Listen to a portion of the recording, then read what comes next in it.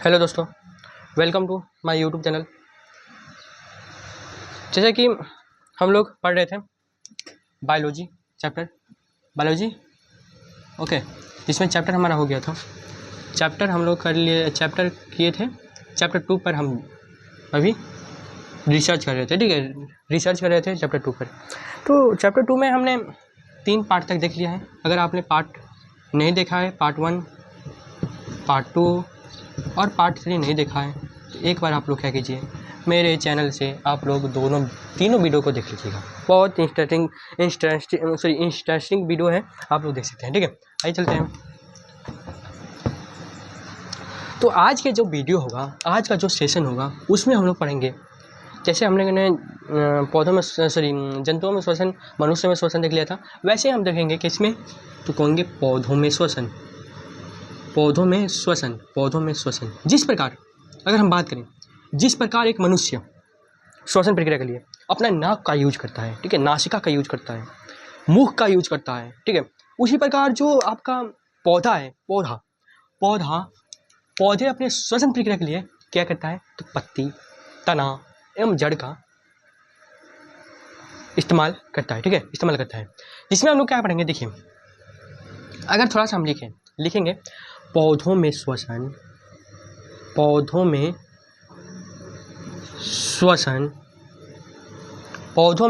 क्रिया,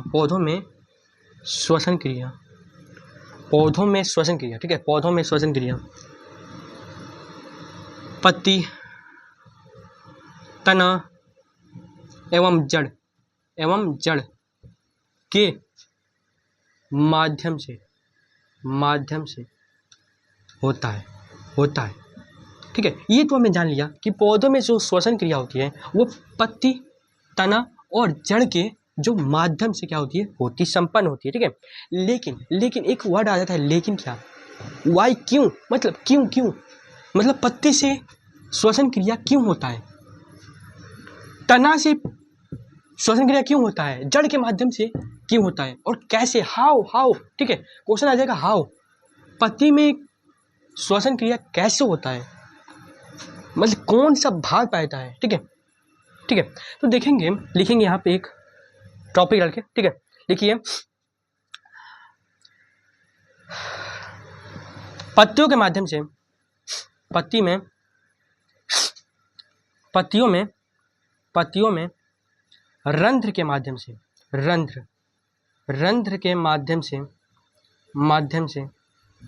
ठीक है, माध्यम से श्वसन क्रिया होती है, ठीक है।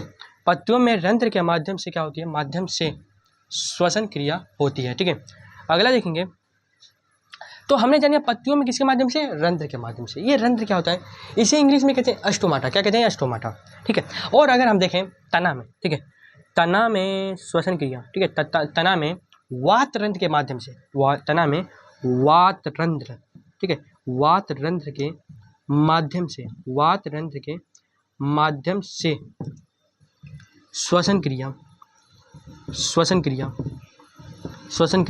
होती है। तो बताइए, ये 2 टॉपिक पर आपको कोई दिक्कत है तो बताइए, ठीक है। ये 2 टॉपिक पर आपको कोई दिक्कत है, ठीक है।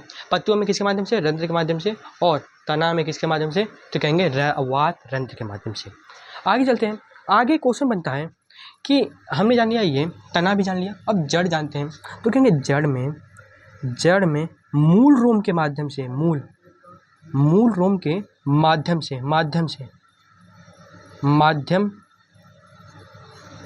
ठीक है, माध्यम से श्वसन क्रिया होती है, ठीक है, श्वसन क्रिया होती है। बताइए जल्दी से, ये कंप्लीट है, बताइए। पत्तियों में श्वसन क्रिया किसके द्वारा होता है, रंध्र के माध्यम से, तना में वात रंध्र के माध्यम से, जड़ में मूल रोम के माध्यम से होती है। कंप्लीट है, ओके। देखिए, जैसे कि अगर हम बात करें, हम मनुष्य श्वसन क्रिया में क्या करते हैं, ऑक्सीजन को ग्रहण करते हैं, मतलब ऑक्सीजन को लेते हैं और कार्बन डाइऑक्साइड को छोड़ते हैं। उसी प्रकार पौधे 2 दिन और रात में 2 प्रक्रिया करता है। कौन सा प्रक्रिया करता है, उसको थोड़ा देख लेते हैं। इसको मैं क्लीन करता हूँ, ठीक है। ये 5 नंबर क्वेश्चन पूछता है, कभी कभी 2 नंबर के भी में पूछ देता है, ठीक है। तो आपको ज़्यादा टेंशन लेने की बात नहीं है, ऐसे आप लिख सकते हैं, ठीक है। तो लिखेंगे पौधे श्वसन क्रिया के लिए, श्वसन क्रिया के लिए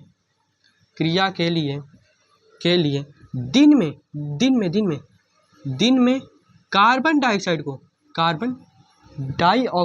ठीक है, कार्बन डाइऑक्साइड को लेती है और ऑक्सीजन को और अधिक मात्रा में ऑक्सीजन छोड़ती है, ठीक है। ये तो हमने जाना दिन में, ठीक है। दिन में क्या होता है, पौधे श्वसन क्रिया के लिए दिन में कार्बन डाइऑक्साइड को क्या लेती है और अधिक मात्रा में ऑक्सीजन को छोड़ती है, ठीक है। परंतु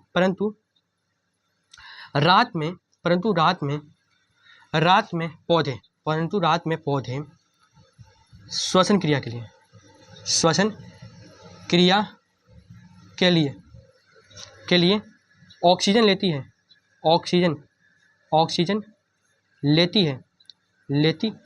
ऑक्सीजन लेती है और कम मात्रा में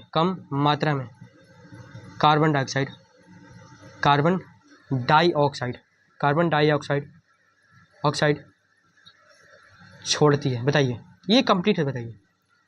ओके, पौधों में श्वसन क्रिया के लिए दिन में पौधे श्वसन क्रिया के लिए दिन में कार्बन डाइऑक्साइड को लेती है, दिन में कार्बन डाइऑक्साइड को लेती है और अधिक मात्रा में ऑक्सीजन को छोड़ती है। परंतु रात में यही क्रिया क्या होती है, अपोजिट हो जाती है। रात में क्या होती है, पौधे श्वसन क्रिया के लिए ऑक्सीजन को लेती है और कम मात्रा में कार्बन डाइऑक्साइड को छोड़ती है। बताइए। लेकिन अगर हम बात करें, आपने बड़े बुजुर्गों के मुंह से सुना होगा कि रात में पेड़ के पास नहीं सोना चाहिए। क्यों नहीं सोना चाहिए? क्योंकि उस टाइम जो होता है, जो पौधे होते हैं वो ऑक्सीजन को ग्रहण करते हैं और कार्बन डाइऑक्साइड को छोड़ते हैं, जिससे अगर आप रात में अगर पेड़ के किसी भी पेड़ पर अगर बैठेंगे, किसी पेड़ के नीचे बैठते हैं तो आपको गर्मी का एहसास होता है, ज़्यादा ऊष्मा का एहसास होता है। क्यों होता है? तो क्योंकि कार्बन डाइऑक्साइड के कारण। कंप्लीट है, आगे चलते हैं, ठीक है, कंप्लीट है ये। देखिए, ऐसे कई पेड़ पौधे हैं जो ना 24 घंटा ऑक्सीजन की सप्लाई करते हैं। जैसे अगर हम बात करें तो जैसे में आप बात कर सकते हैं, आप नाम सुने होंगे पीपल का और बरगद का, ठीक है, पीपल और बरगद का नाम सुने होंगे आप। इसको मैं क्लिक करता हूँ। अब आते हैं हम, जो छोटे छोटे जीव होते हैं, जंतुओं में श्वसन कैसे होता है, ठीक है, जंतुओं में श्वसन, इसको जान लेते हैं। लिखिए, टॉपिक लिखिए, जंतुओं में श्वसन, ठीक है, जंतुओं में श्वसन, ये कहाँ कैसे होता है, ठीक है, जंतुओं में श्वसन। लिखिए। तो कहेंगे जंतुओं में श्वसन के लिए, जंतुओं में श्वसन के लिए, ठीक है, जंतुओं में श्वसन विसरण प्रक्रिया के द्वारा होता है, ठीक है। जंतुओं में श्वसन प्रक्रिया जो होती है, जंतुओं में श्वसन विसरण प्रक्रिया के माध्यम से होता है। कंप्लीट है। अब ये टॉपिक आ गया विसरण, ये नया शब्द आ गया विसरण। इसे क्या कहते हैं, किसे कहते हैं विसरण, तो जानेंगे। देखिए, कहेंगे कोई भी चीज, ठीक है, लिखेंगे जब कोई चीज उच्च सांद्रता से निम्न सांद्रता की ओर जाती है, निम्न सांद्रता की ओर, और एक अर्ध पारगम्य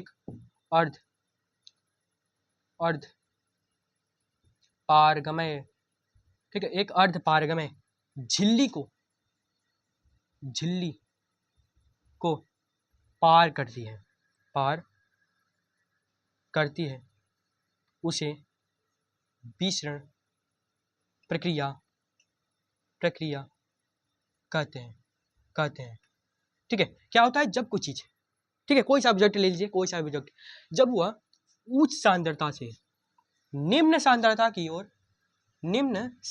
की ओर एक अर्ध पारगम्य झिल्ली को पार करती है उसे कहते हैं विचरण कहते हैं। क्या कहते हैं? विचरण। कंप्लीट है, बताइए। विचरण आप बता लेंगे आप?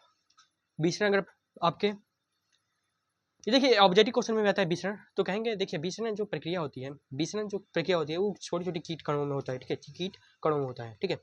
अब आते हैं एक क्वेश्चन है जो बहुत ही इंपॉर्टेंट क्वेश्चन है, ऐसे ही इसको आप वीवीआई क्वेश्चन भी लिख सकते हैं, ठीक है।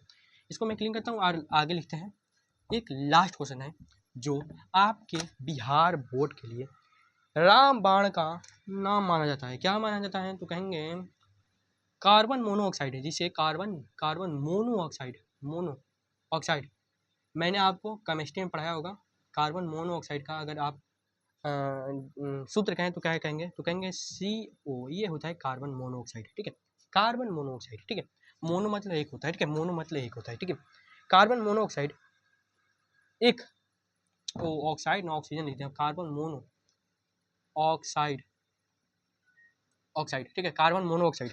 ओके, कार्बन मोनोऑक्साइड एक जहरीली ठीक है, जहरीली गैस है। कैसे जहरीली गैस है? कैसे जहरीली गैस है, क्यों? ठीक है, कार्बन मोनोऑक्साइड एक जहरीली गैस है, क्यों?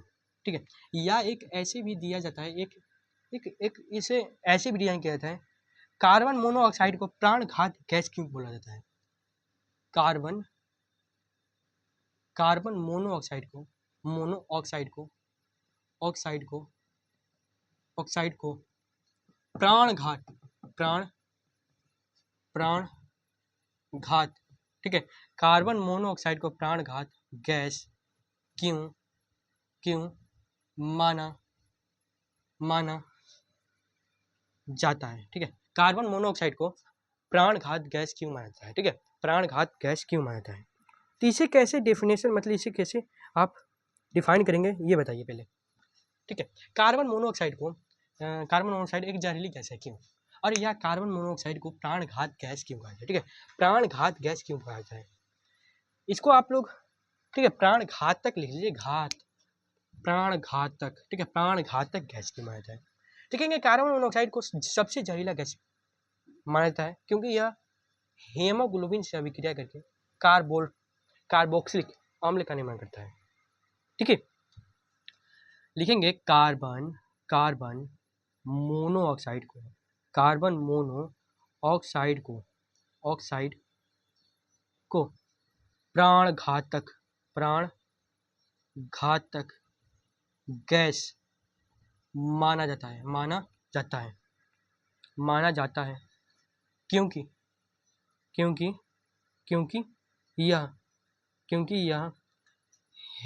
क्योंकि यह हीमोग्लोबिन से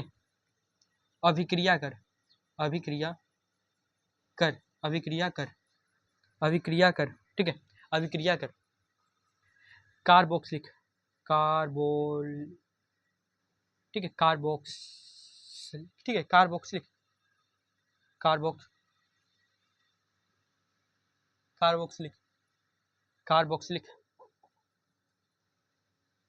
कार्बोक्सिलिक, ठीक है, कार्बोक्सिलिक अम्ल का निर्माण करता है। कार्बन मोनोऑक्साइड को प्राणघातक गैस माना जाता है क्योंकि यह हीमोग्लोबिन के साथ, ये हीमोग्लोबिन क्या होता है? तो कहेंगे आपके खून में जो लाल रक्त कणिका क्यों होता है, लाल मतलब खून का रंग लाल क्यों होता है? तो कहेंगे हीमोग्लोबिन के कारण, ठीक है। ये जो हीमोग्लोबिन होता है ये आपके रक्त में पाया जाता है, ठीक है।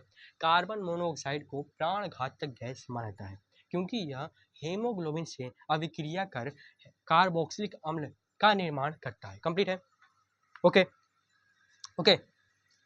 यह शरीर की कोशिकाओं तक ऑक्सीजन को जाने से रोकता है, ठीक है। यह शरीर की कोशिकाओं तक,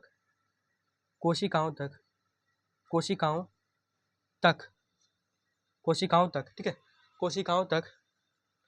यह शरीर की कोशिकाओं तक ऑक्सीजन को जाने से रोकता है।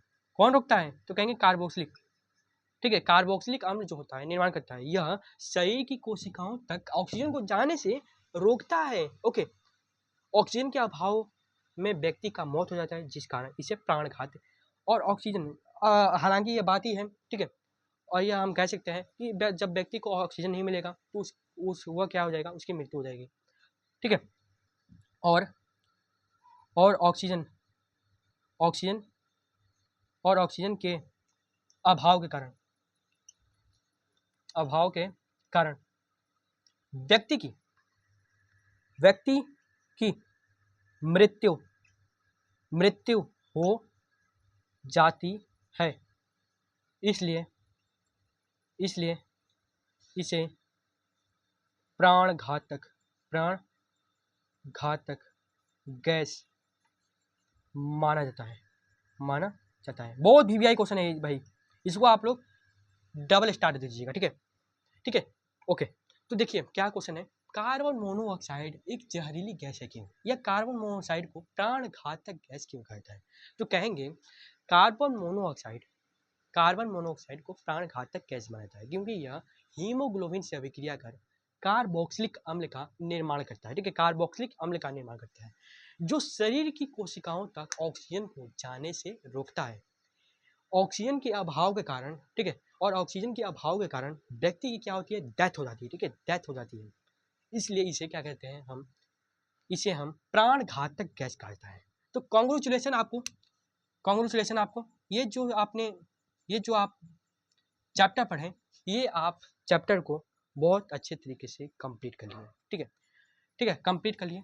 ओके, तो अगला जो वीडियो हम लाएंगे, अगले नेक्स्ट वीडियो में हम किसके बारे में पढ़ेंगे, तो परिवहन के बारे में पढ़ेंगे, जिसमें हम लोग क्या पढ़ेंगे, जाइलम फ्लोएम जो जंतुओं होता है, और हमारे हृदय में अगर बात करें नीला आलिंद, ठीक है, सॉरी दाया आलिंद, बाया आलिंद, ठीक है। ओके, उसके बारे में हम कल अध्ययन करेंगे, ठीक है। तो हृदय के बारे में कौन कौन कल जुड़ेगा, इसलिए आप लोग एक बार कमेंट बताइएगा, ठीक है। तो मिलेंगे अगले वीडियो में, तब तक थैंक्स, धन्यवाद, टेक केयर, बाय बाय।